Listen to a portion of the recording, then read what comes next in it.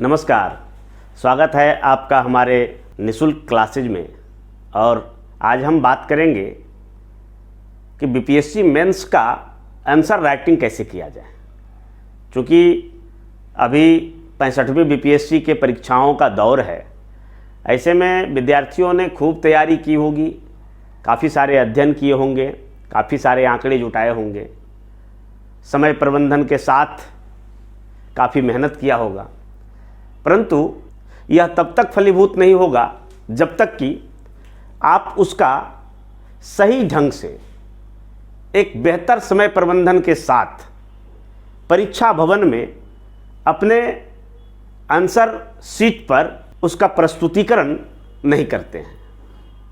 यानी जो भी आपने अध्ययन किया, तैयारी किया, ज्ञान अर्जन किया, उसका 3 घंटे में जो आप प्रस्तुत करेंगे, जो आपका प्रस्तुतिकरण होगा, जो परीक्षा के अनुसार पूछे गए सवालों के लिहाज से जो आपका परीक्षा उपयोगी प्रदर्शन होगा, उसी पर आपको नंबर मिलेगा और उसी से आप बीपीएससी मेंस क्वालिफाई करेंगे। तो आइए हम आज इस वीडियो के माध्यम से जानते हैं कि बीपीएससी में कैसे प्रश्नों का उत्तर लिखा जाए, प्रश्न के उत्तर लिखने में कौन कौन सी सावधानियां बरतना चाहिए, किन प्रश्नों का उत्तर लिखना चाहिए, किन को छोड़ना चाहिए, कैसे समय प्रबंधन किया जाए और हम उत्तर को एक बेहतर तरीके से लुभावना और परीक्षकों से जो एग्जामिनर होते हैं उससे कैसे हम नंबर जो है छीन कर उनसे हम प्राप्त करें, इन सब तकनीकी पहलू पर हम बात करेंगे। तो बीपीएससी मेंस में उत्तर कैसे लिखें, how to write answer. BPSC में उत्तर लेखन क्या है, सबसे पहले इसको समझते हैं। तो आपने एक तरफ देखिए कि आपने अध्ययन किया है, ज्ञान भी अर्जित किया है, तैयारी भी किया है। इस दौरान काफ़ी सारे सामग्री तथ्य जुटाए होंगे, समय प्रबंधन के साथ पढ़ाई किया होगा और वैसे वैसे तथ्यों को, वैसे वैसे नॉलेज को, वैसे वैसी जानकारियाँ हासिल किए होंगे जो कि बीपीएससी मुख्य परीक्षा में पूछे जाने की संभावना है। और एक तरह से आप ऐसे कच्चे माल, रॉ मटेरियल्स जुटाए होंगे जिसके आधार पर आप परीक्षा भवन में अपने आंसर को खूब सुंदरता के साथ सजा सकें। तो ये जो अध्ययन है, उत्तर लेखन में अध्ययन ही नहीं बल्कि प्रमाणिक अध्ययन की जरूरत पड़ती है। और प्रमाणिक अध्ययन हमें प्रमाणिक स्रोत से मिलता है, अच्छी पुस्तकों से। परीक्षा भवन में जो भी हम ज्ञान अर्जित किए हैं उसको कैसे दर्शाना है, कैसे हमारा प्रदर्शन रहेगा और किस तरह से हमारा प्रस्तुतिकरण रहेगा, इस पर बहुत बातें निर्भर करती हैं। और तीसरा है समय प्रबंधन। आपने तैयारी के दौरान जो समय प्रबंधन किया होगा उससे बेहतर समय प्रबंधन आपको उस 3 घंटे में दिखाना होगा जिसमें कि आप उत्तर को लिखते हैं। क्योंकि 3 घंटा में ही आपके वर्षों की जो पढ़ाई है, वर्षों की जो मेहनत है, वर्षों की जो तैयारी है, उसका जांच होना है। तो निश्चित तौर पर इस जांच में अपने संपूर्ण नॉलेज, ज्ञान और जो अनुभव है उसका जो बेहतर प्रदर्शन और बेहतर प्रस्तुतिकरण करेगा उसे मुख्य परीक्षा में अधिक नंबर मिलेगा। और अंततः जो इंटरव्यू के मार्क्स हैं जोड़ने के बाद मेरिट में जो अच्छे अंक आएंगे वो पदाधिकारी बनेंगे, उसे सफलता प्राप्त होगी। तो आइए हम जानते हैं कि अगर हमें परीक्षा भवन में प्रश्न पत्र मिलता है तो हमें क्या करना चाहिए। तो सर्वप्रथम तो परीक्षा भवन में परीक्षा प्रारंभ होने से कम आधे घंटे जरूर पहले पहुंच जाएं। क्योंकि कई बार हड़बड़ी में कुछ चीज़ें हम गलती करते हैं और हम कम समय रहने के कारण कई बार हमें झुंझलाहट होती है, हम ठीक ढंग से चीज़ें को देख नहीं पाते हैं, कर नहीं पाते हैं, समझ नहीं पाते हैं। तो समय से आधा घंटा जरूर पहले पहुँचें, बैठें, उत्तर पुस्तिका पहले आपको मिल जाएगी। उसमें अपना रोल नंबर, प्रश्न पत्र कौन सा हो रहा है, किसका परीक्षा हो रहा है, किस तिथि को हो रहा है, ये सब सारी बातें जो भरनी होती है भर लीजिए। और प्रश्न पत्र आपको परीक्षा प्रारंभ होने की जैसे ही घंटी लगेगी वैसे ही आपको मिलेगा। और प्रश्न पत्र मिलने के बाद क्या करना है इस पर हम चर्चा करते हैं।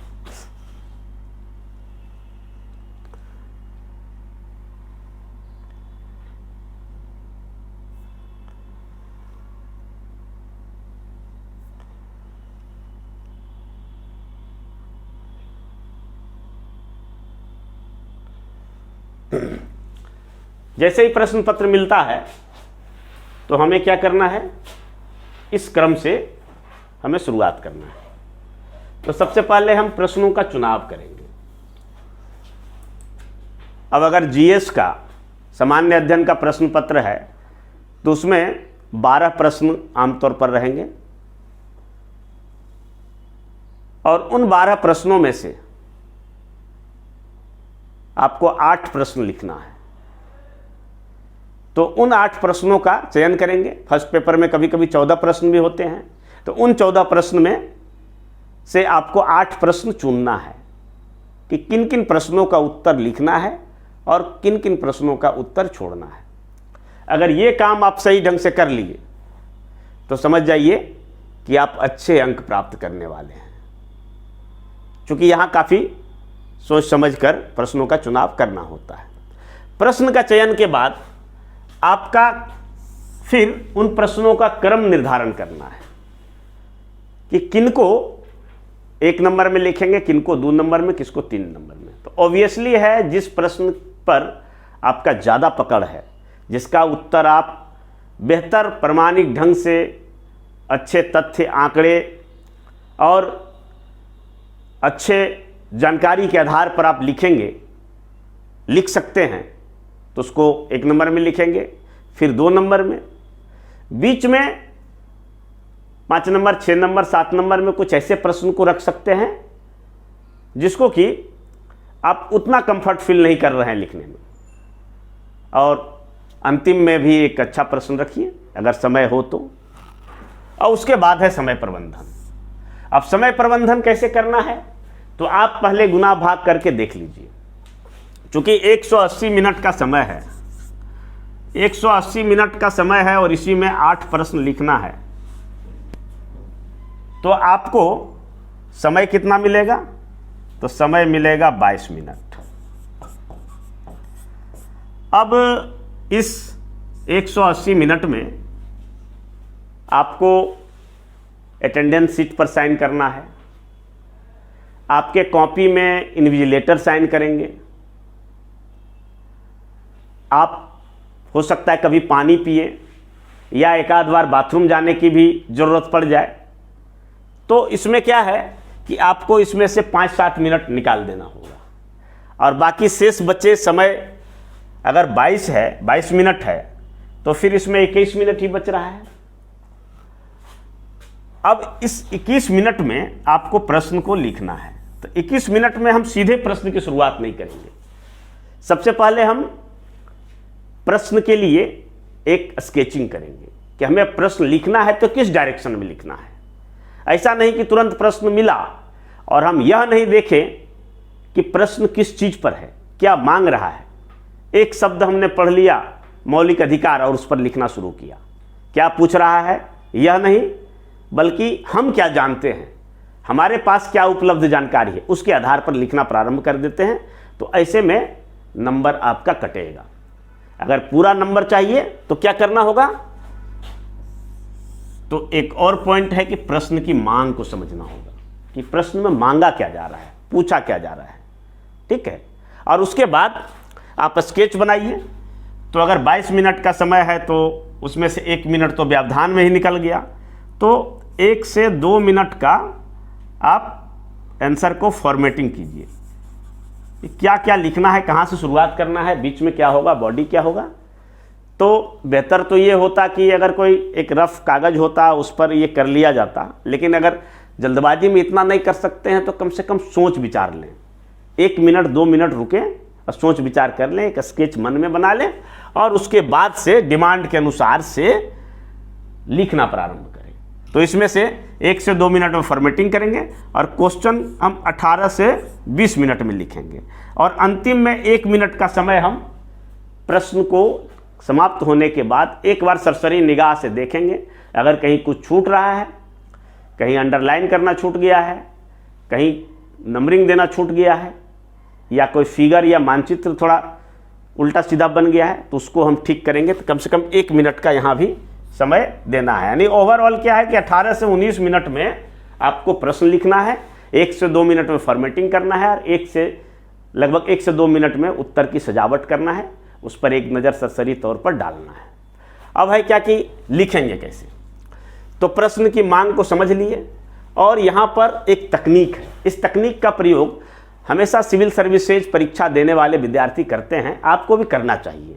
और कई जो सिविल सर्विस की तैयारी कराने वाले टीचर हैं वो इस तकनीक का सहारा लेने के लिए कहते हैं, मैं भी आपको बताता हूँ।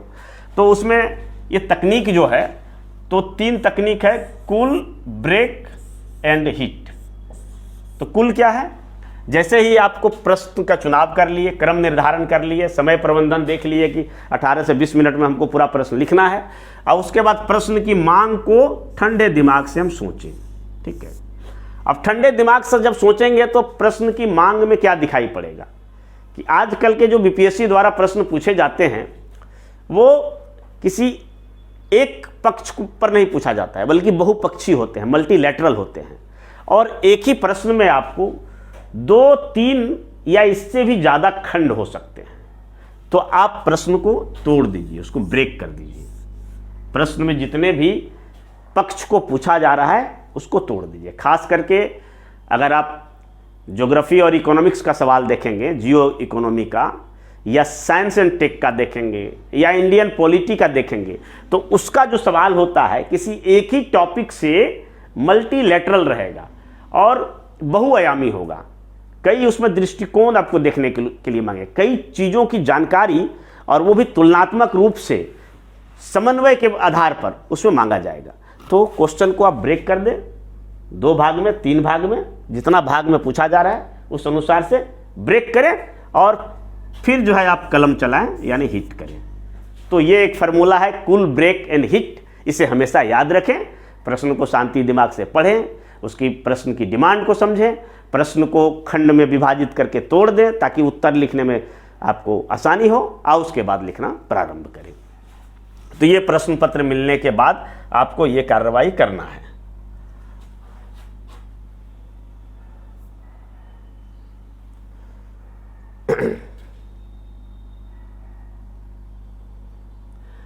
अब चलते हैं कि आपका उत्तर का प्रारूप कैसा होना चाहिए। जो उत्तर लिखेंगे तो उत्तर का प्रारूप कैसा होगा, उसका फॉर्मेट कैसे होगा।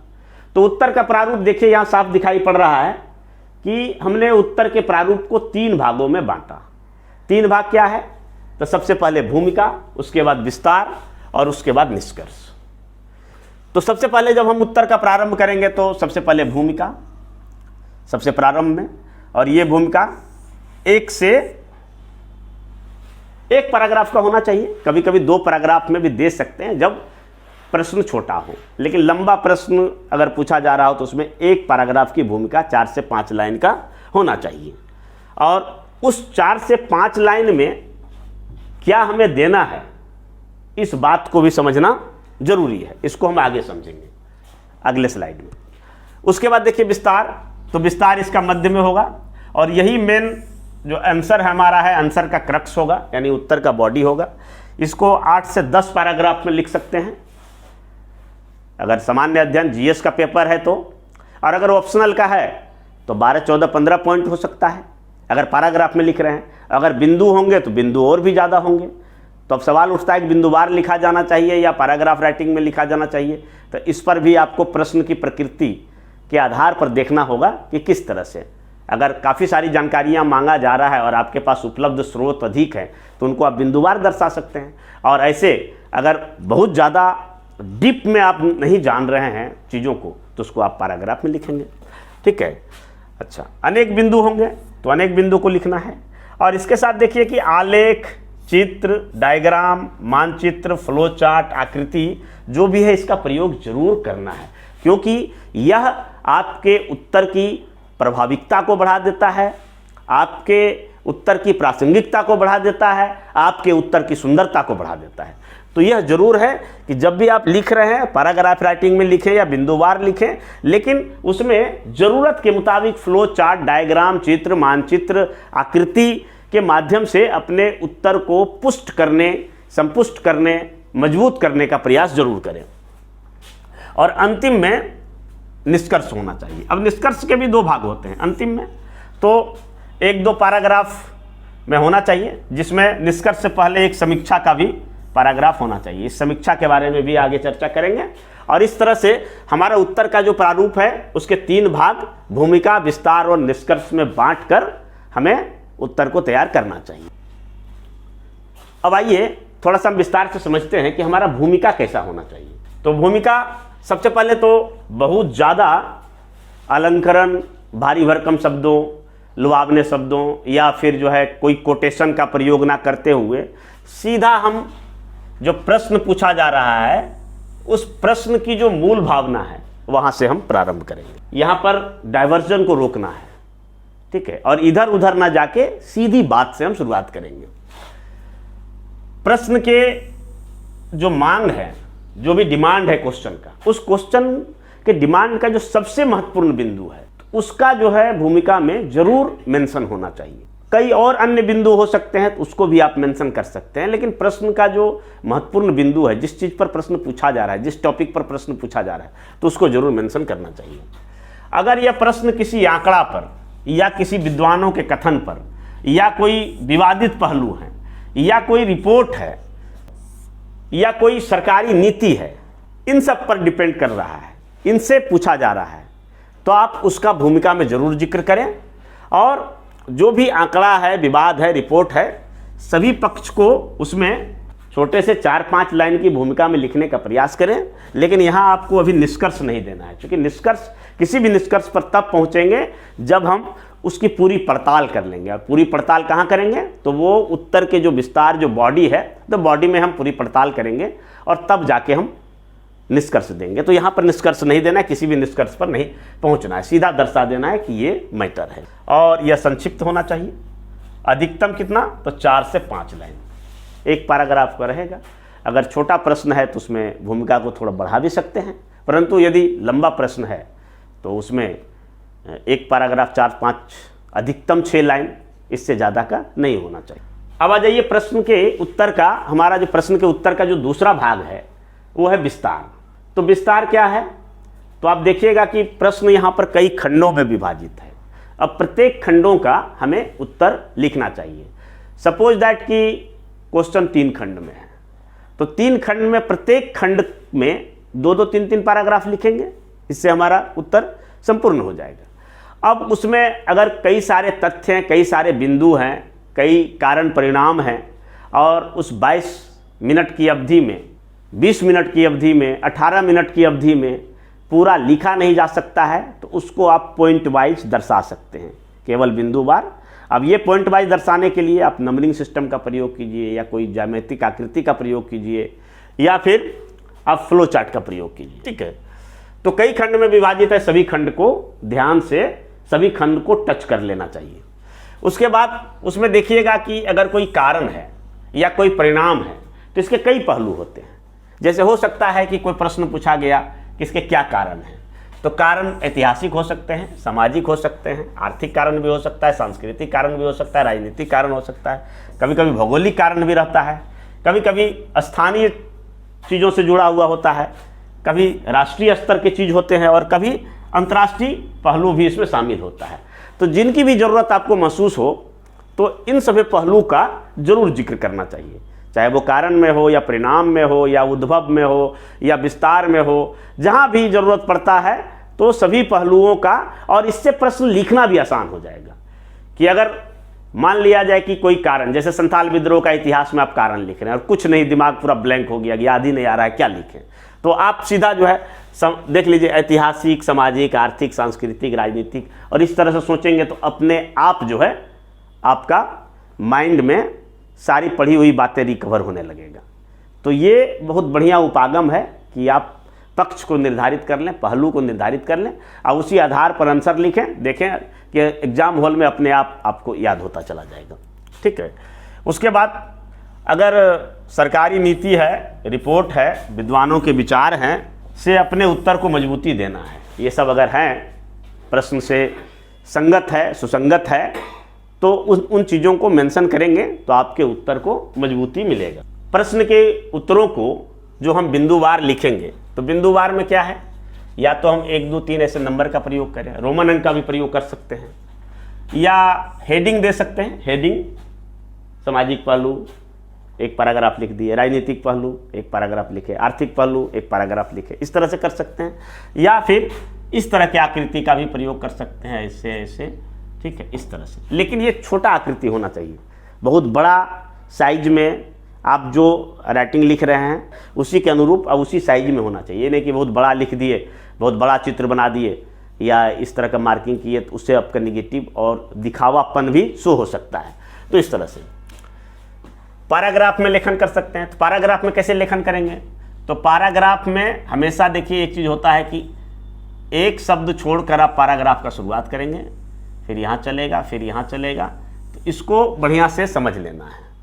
दूसरी बात है कि आपके उत्तर में क्रमबद्धता होना चाहिए, यानी एक वाक्य दूसरे वाक्य से, ऐसा नहीं कि कुछ यहाँ लिख रहे हैं, कुछ वहाँ लिख रहे हैं, कुछ आगे लिख रहे हैं। एक वाक्य का दूसरे वाक्य से और एक पैराग्राफ का दूसरे पैराग्राफ से इंटरलिंकिंग होना चाहिए। इससे क्या होता है कि आपके उत्तर की जो क्रमबद्धता है, आप जो बात अपने मन की बात को उसमें कहना चाह रहे हैं, वो पढ़ने वाला आसानी से समझेगा। ठीक है। तो एक क्रमबद्धता होना चाहिए, एक सिंक्रोनाइज्ड वे में होना चाहिए, जिससे कि आपका उत्तर सुंदर और प्रभावी होगा। ठीक है। अब देखिए थोड़ा सा हम पेज के बारे में जिक्र करते हैं। तो पेज आमतौर पर कैसे रहते हैं, बीपीएससी में जो पेज रहेगा वो इस तरह से रहेगा। ठीक है। यहाँ पर है प्रश्नों की संख्या दीजिए और इधर लिखा रहेगा, यहाँ पर कुछ मत लिखिए। ठीक है। तो प्रश्नों का उत्तर जो है, मान लिया जाए कि 2 नंबर का प्रश्न लिख रहे हैं, 2 नंबर का प्रश्न संख्या है A, उसको लिख रहे हैं, तो ये यहाँ पर देंगे और इसके अंदर प्रश्न की संख्या नहीं देंगे। अब है क्या कि पॉइंट में हम लिख रहे हैं संथाल विद्रोह का सामाजिक कारण, तो 1 नंबर में सामाजिक कारण दिए, 2 नंबर में राजनीतिक कारण, 3 नंबर में आर्थिक कारण, 4 नंबर में सांस्कृतिक कारण। तो इस तरह करके, तो ये जो हमारा पॉइंट रहेगा ये इस मार्जिन के बाहर रहेगा, यानी मार्जिन में सिर्फ प्रश्न का संख्या देना है। इधर जो है किसी भी हालत में जो आप हमारा उत्तर है उसका हेडिंग या उसका शीर्षक या उसके अंदर जो हम नंबरिंग कर रहे हैं, जो बिंदुवार लिख रहे हैं, तो वो इधर नहीं आना चाहिए। और आपका जो राइटिंग डिसिप्लिन है वो शो होना चाहिए। जब भी कभी लिख रहे हैं तो यहाँ से बाहर नहीं जाना चाहिए। कई बार हम कॉपी चेक करते हैं, लोगों का देखते हैं कि ये लिखते लिखते इधर बढ़ा देते हैं, और ये जो लाइन है इससे भी नीचे नहीं जाना चाहिए, क्योंकि इसके नीचे भी पेज छुटा हुआ रहेगा। तो ऐसा नहीं कि आप लिखते लिखते यहाँ कर दीजिए, बस यहाँ तक स्टॉप कीजिए और फिर पेज बदल दीजिए, दूसरे पेज में लिखिए। तो ये जरूरी है, राइटिंग डिसिप्लिन बहुत ज़रूरी है। अगर नहीं तो क्या है कि आप इधर बढ़ा देंगे, ये नंबर इधर दिए, तो फिर वहाँ कन्फ्यूजन होगा कि पता नहीं ये आपका प्रश्न संख्या है या जो आप उत्तर का जो बॉडी लिखे हैं उसका कोई पॉइंट का नंबर है। तो इससे क्या हो सकता है कि आपका नंबर कट सकता है, या किसी प्रश्न का इवोल्यूशन होने में, मूल्यांकन होने में नंबर छूट भी सकता है। तो ये जरूरी ध्यान रखना है, और किसी भी हाल में अपना अक्षर को, ये जो मार्जिन है, मार्जिन से इधर नहीं आने देना है। इस बात को ध्यान में रखना है। अब है क्या कि अपने उत्तर को कैसे हम प्रभावी बनाएं, कैसे हम सार्थक बनाएं और कैसे सुंदर बनाएं। तो इसमें 10 पॉइंट को ध्यान में रखिए। ठीक है, जल्दी जल्दी से हम बता देते हैं। तो सर्वप्रथम क्या करना है कि 4 से 5 लाइन का एक भूमिका देना है, और भूमिका के बाद यदि प्रश्न की मांग है तो उत्तर में फ्लो चार्ट बना दीजिए। और फ्लो चार्ट देखते ही परीक्षक यह बात समझ जाएगा कि इस बंदे को पूरा टॉपिक पर पकड़ है और वो जानता है, खास करके कारण परिणाम।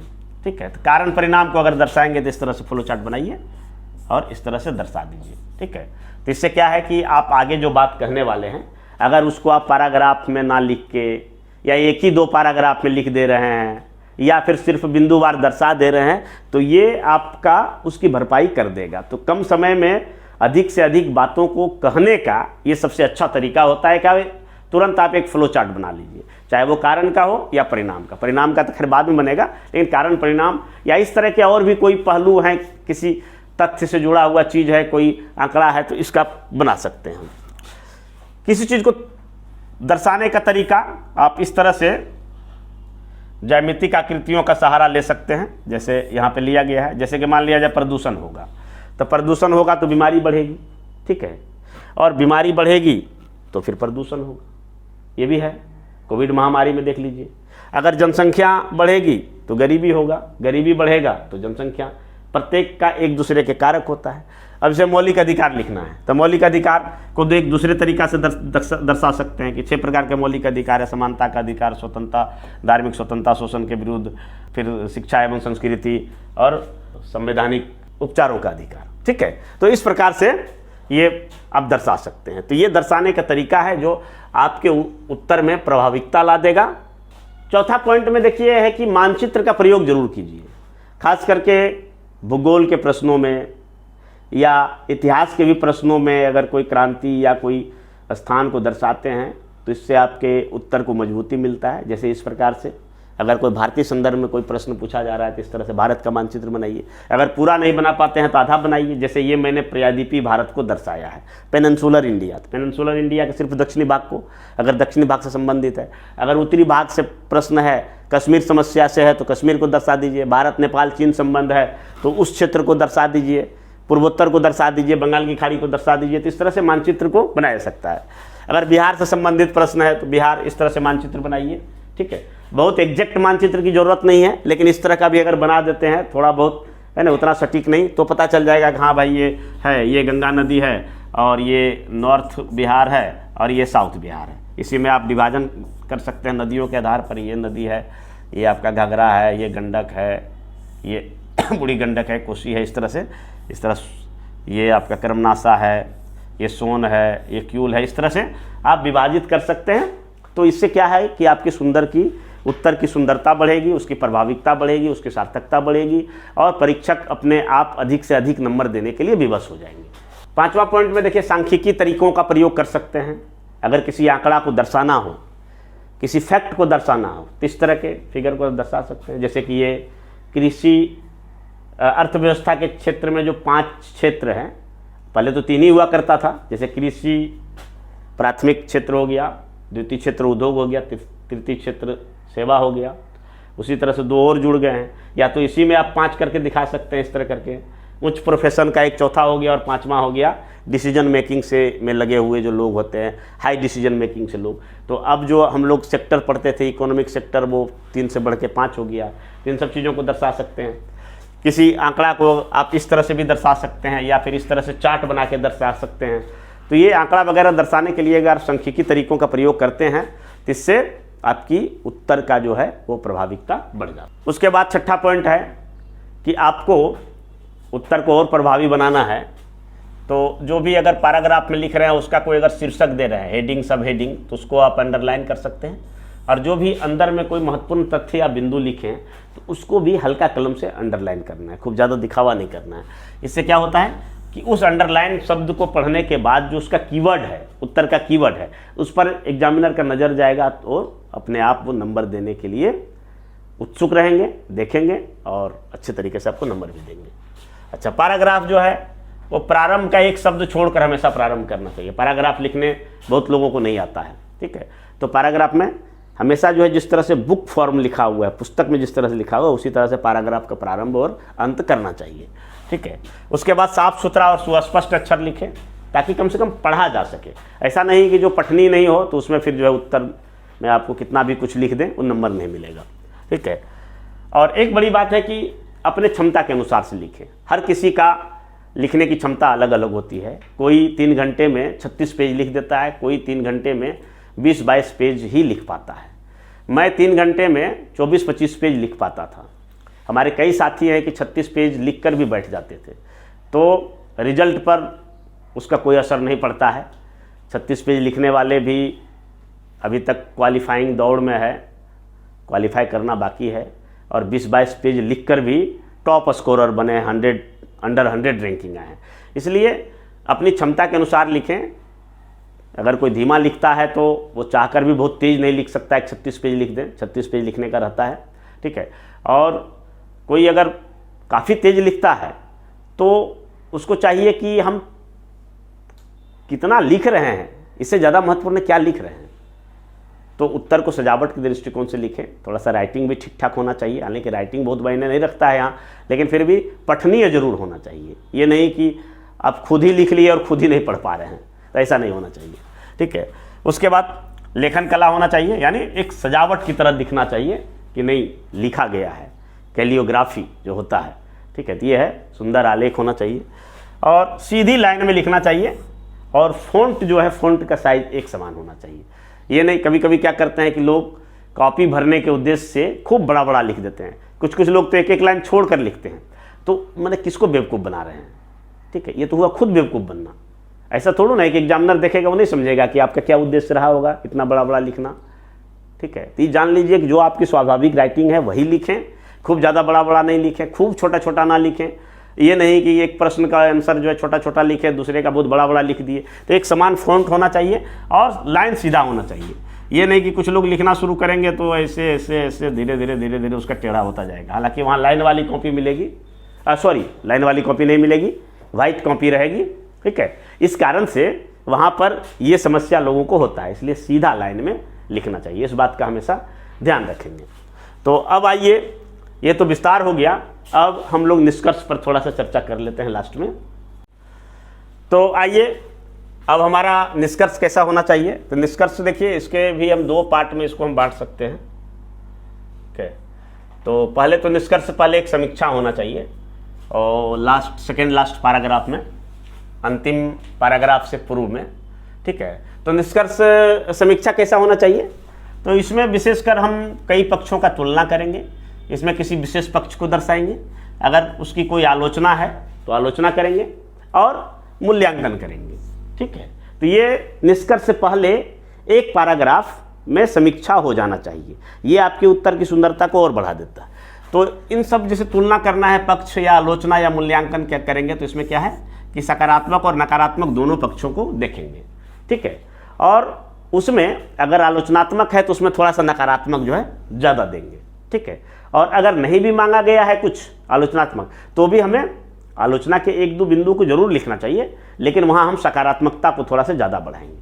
और अंतिम में जो निष्कर्ष होगा, अंतिम पैराग्राफ में, तो निष्कर्ष क्या होगा, तो संपूर्ण जो उत्तर लिखे हैं उसका एक सारांश होगा, जो ऊपर में लिखे हैं उसका एक सारांश होगा।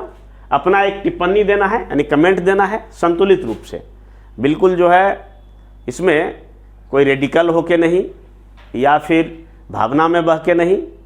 जो आपका ओपिनियन है, पब्लिक ओपिनियन है, जो संविधान कहता है, जो देश का कानून कहता है, जो हमारे देश की एकता, अखंडता और जो हमारी सामाजिक संस्कृति है, उसके अनुरूप जो है हम अपना कमेंट देंगे।